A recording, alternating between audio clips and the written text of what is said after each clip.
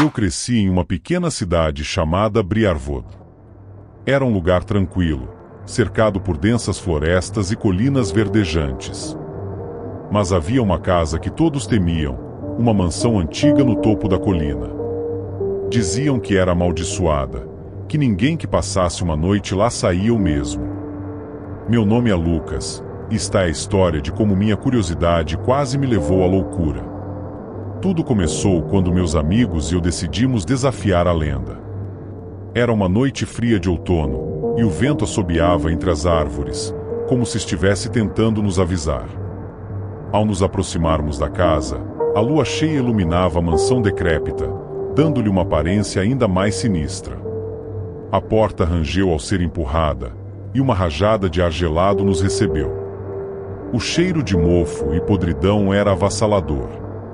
Cada passo ecoava pelos corredores vazios, e a sensação de estar sendo observado era quase palpável. Nos dividimos em grupos para explorar, mas a sensação de estar sendo seguido não me deixava. Enquanto explorava o segundo andar, encontrei um quarto trancado. Algo dentro de mim dizia para não entrar, mas a curiosidade foi mais forte. Forçando a porta, senti um frio intenso, como se a própria morte estivesse ali. Ao entrar, vi um espelho antigo coberto por um pano. Quando o retirei, meu reflexo não era o mesmo. Meu rosto estava pálido, os olhos fundos e vermelhos. De repente, ouvi uma risada baixa e assustadora, ecoando pelo quarto. Girei, mas não havia ninguém. O pânico começou a tomar conta de mim. Desci correndo para encontrar meus amigos, mas um deles estava desaparecido. Carla, a mais corajosa do grupo, simplesmente sumira. Tentamos chamá-la, mas a única resposta era o silêncio perturbador da casa. Decidimos procurar juntos, mas algo estava errado. As sombras pareciam se mover, sussurros inaudíveis preenchiam o ar. Comecei a perceber que estávamos sendo manipulados por uma força invisível e maligna. Nosso grupo encontrou um diário antigo em uma sala cheia de velhos móveis cobertos de poeira. Pertencia ao antigo proprietário da casa, um homem chamado Alistair Crowley. O diário detalhava rituais obscuros, sacrifícios humanos e invocações demoníacas. A cada página virada, o medo crescia. Alistair havia feito um pacto com uma entidade sombria, e o preço era sua alma e a de qualquer um que entrasse na casa. Percebi que estávamos em grande perigo. Enquanto lia o diário, uma figura espectral apareceu diante de mim. Era Alistair, ou o que restava dele. Seu rosto era uma máscara de horror e agonia eterna. Ele sussurrou que estávamos todos condenados, que não havia escapatória. Tentei correr, mas minhas pernas não obedeciam. Senti uma força esmagadora sobre mim, como se 1000 mãos invisíveis me segurassem. Desesperado, comecei a rezar, esperando que alguma força divina me ouvisse. Carla foi encontrada, mas não como esperávamos. Ela estava mudada, seus olhos vazios e sem vida. Ela nos atacou com uma força sobre-humana, e percebi que Alistair havia possuído seu corpo. Com muito esforço, conseguimos contê-la e trancá-la em um quarto. A casa estava se tornando um pesadelo vivo, e eu sabia que precisávamos sair antes que fosse tarde demais. Lendo mais do diário, descobrimos um ritual para banir a entidade. Precisávamos de sangue, fogo e fé. Cada um de nós teve que fazer um sacrifício pessoal. Com medo e determinação, começamos o ritual no porão, onde Alistair havia realizado seus atos diabólicos. Sentíamos a presença maligna ao nosso redor, tentando nos impedir. Mas perseveramos, recitando as palavras antigas e realizando os gestos necessários. Enquanto o ritual prosseguia, as manifestações ficaram mais violentas. Objetos voavam, sombras dançavam ao nosso redor, e Carla, possuída, tentou nos atacar novamente. Em um último esforço, usei o símbolo de proteção que encontrei no diário. O símbolo brilhou com uma luz intensa, e a entidade soltou um grito ensurdecedor. Carla desmaiou, e as sombras começaram a recuar. Sentimos que estávamos vencendo, mas sabíamos que o preço seria alto.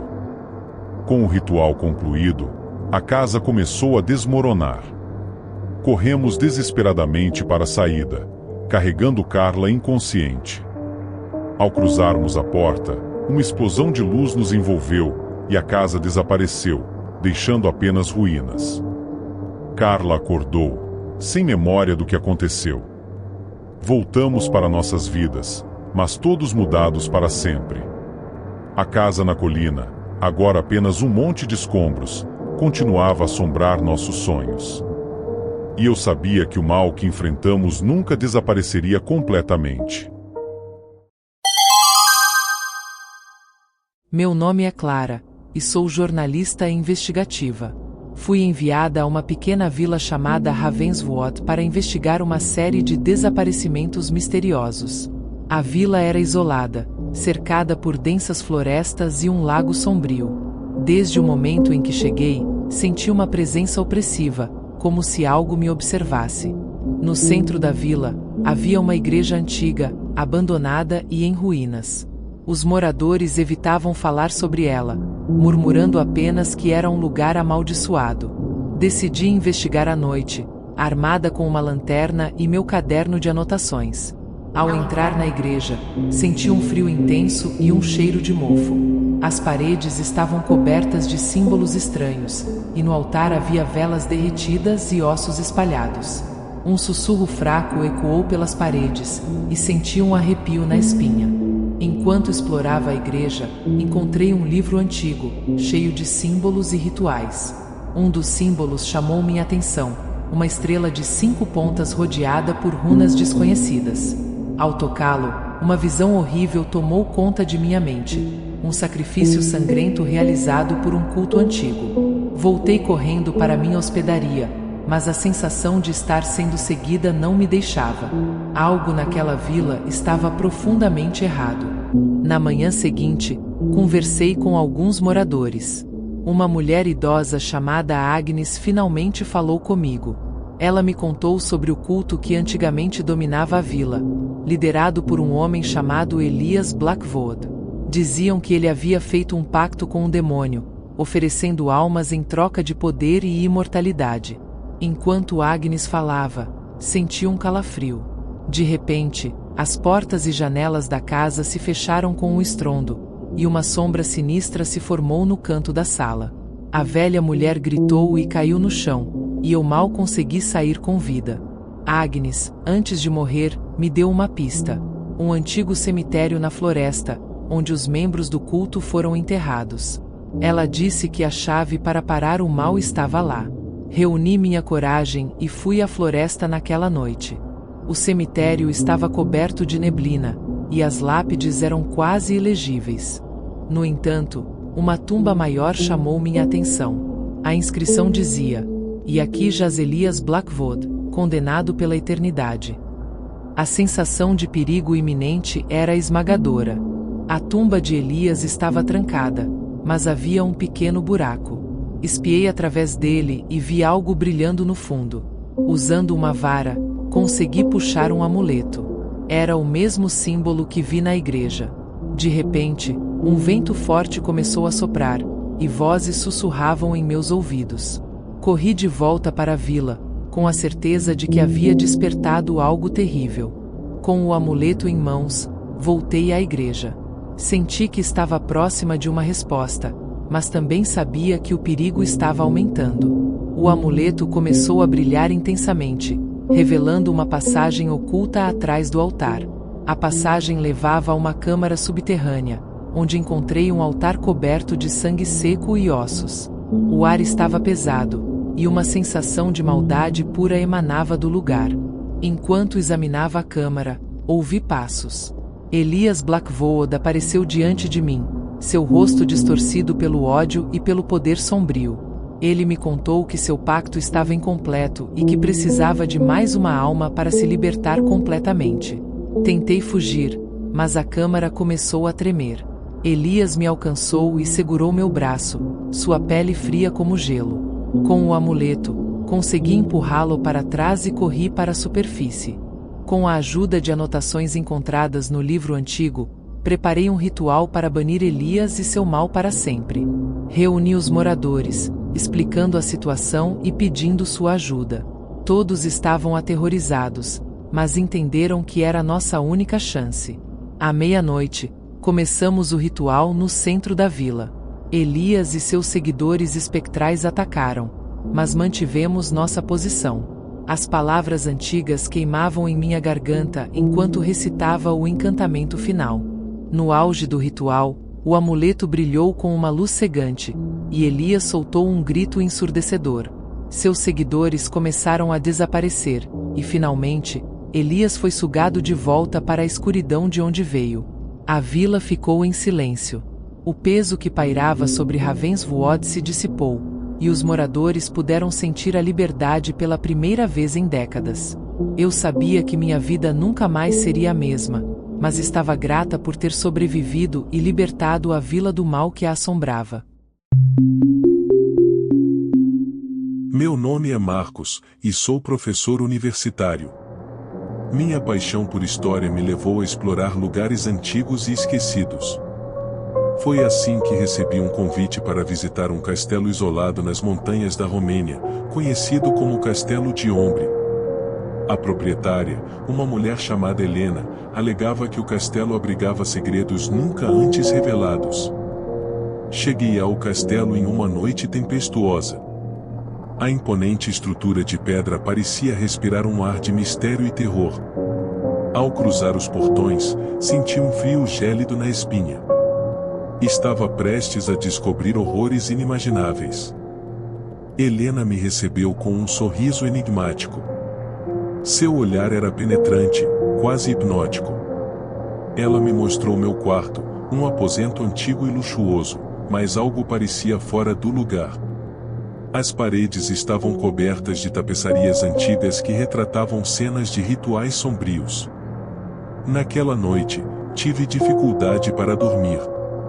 Sons estranhos ecoavam pelos corredores, como sussurros e passos arrastados. À meia-noite, um grito agonizante quebrou o silêncio, e eu me levantei, tentando entender de onde vinha. Na manhã seguinte, decidi explorar a biblioteca do castelo. Livros antigos empoeirados enchiam as prateleiras, e o cheiro de papel velho impregnava o ar. Um retrato chamou minha atenção de um homem de aparência sombria, com olhos que pareciam me seguir. Helena entrou na sala, e eu perguntei sobre o homem do retrato. Ela disse que era seu antepassado, Vlad Dracul, conhecido por suas práticas macabras e sede de poder. Algo na maneira como ela falou sobre ele me deixou inquieto. Enquanto examinava os livros, encontrei um diário escondido em uma gaveta secreta. Pertencia a Vlad Dracul. As páginas estavam cheias de detalhes perturbadores sobre rituais de invocação e sacrifícios humanos. Cada palavra me dava arrepios. Comecei a sentir que estava sendo observado. De repente, senti uma presença atrás de mim. Virei rapidamente, mas não havia ninguém. Decidi que precisava sair dali, mas algo me impedia. Naquela noite, Helena organizou um banquete em minha honra. A mesa estava cheia de iguarias exóticas, mas o ambiente era sombrio. Os outros convidados, todos desconhecidos para mim, tinham um comportamento estranho, quase mecânico. Durante o jantar, as luzes começaram a piscar, e os convidados começaram a sussurrar em uma língua desconhecida. Helena levantou uma taça e propôs um brinde. Quando bebi, senti um gosto amargo e minha visão começou a turvar. Caí inconsciente. Acordei em uma cela fria e úmida. As paredes estavam cobertas de marcas de unhas, como se alguém tivesse tentado escapar desesperadamente. Tentei me levantar, mas minhas pernas estavam fracas. Ouvi passos se aproximando. Helena apareceu, agora sem um sorriso enigmático. Ela me contou que eu havia sido escolhido para um ritual antigo, que meu sangue iria alimentar um ser das trevas. Eu estava preso, sem saída, e o terror começou a tomar conta de mim. Fui arrastado para uma sala iluminada por velas negras, onde um altar de pedra dominava o centro. Figuras encapuzadas cercavam o altar, recitando cânticos em uma língua antiga. Helena se aproximou com uma adaga cerimonial. Minha mente estava em pânico, mas comecei a perceber que havia uma chance de escapar. Lembrei-me do diário de Vlad e de um símbolo de proteção que vi nas páginas. Consegui soltar minhas mãos. Com um último esforço, desenhei o símbolo no chão. Ao terminar o símbolo, uma luz intensa emanou do chão, fazendo as figuras encapuzadas recuarem. Helena gritou de raiva, e o ritual foi interrompido. A sala começou a tremer, e a presença sombria de Vlad Dracul apareceu, furiosa por ter sido impedida. Usei a confusão para fugir, correndo pelos corredores escuros do castelo. Ouvi os gritos e passos atrás de mim, mas sabia que não podia parar.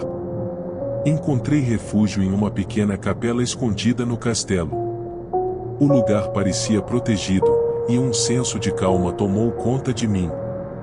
Lá, encontrei uma estátua de um anjo segurando uma espada. Senti que era um sinal de que havia esperança. Enquanto recitava uma oração, Helena apareceu, agora com uma aparência demoníaca. Ela tentou entrar na capela, mas uma força invisível a impediu. Aproveitei a oportunidade para encontrar uma saída. Consegui escapar do castelo ao amanhecer, encontrando um caminho escondido que levava à floresta. Corri sem olhar para trás, sentindo que a escuridão do castelo ainda me perseguia. Quando finalmente cheguei à vila mais próxima, caí de joelhos, exausto e traumatizado. Relatei minha experiência às autoridades, mas ninguém acreditou em mim. O castelo de Ombre permanece um mistério, uma prisão de horrores que quase consumiu minha alma. Agora, toda noite, fecho os olhos e revivo aqueles momentos de puro terror, sabendo que alguns lugares devem ser esquecidos para sempre.